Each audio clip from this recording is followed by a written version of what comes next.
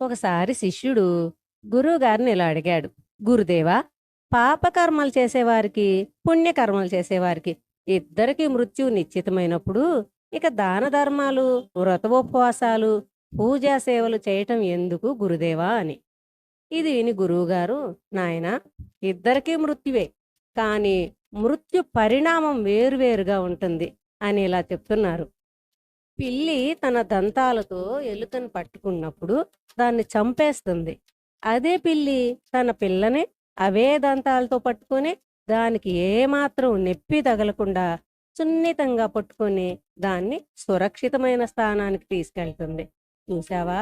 అదే పిల్లి ఎలుకను పట్టుకున్నప్పుడు దాని పరిణామం వేరే, దాని పిల్లను పట్టుకున్నప్పుడు దాని పరిణామం వేరే. అలాగే ఎవరైతే నిస్వార్థమైన భక్తితో ధర్మానుకూలంగా నడుస్తారో వారు సుఖశాంతులతో జీవించి మోక్షార్హులవుతారు. అంటే జనన మరణ జరా వ్యాధి అనే బాధల నుండి సురక్షిత స్థానమైన భగవద్ధామంలో ఉంటారు.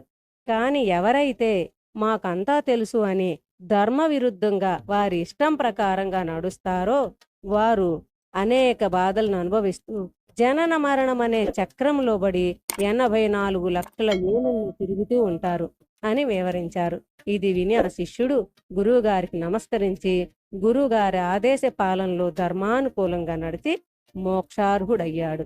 అలాగే మనం కూడా మృత్యురూపి కోరలకి బలి కాకుండా ధర్మానుకూలంగా నడిచి సుఖశాంతులతో జీవించి మోక్షార్హులం అవ్వాలని కోరుకుంటున్నాను.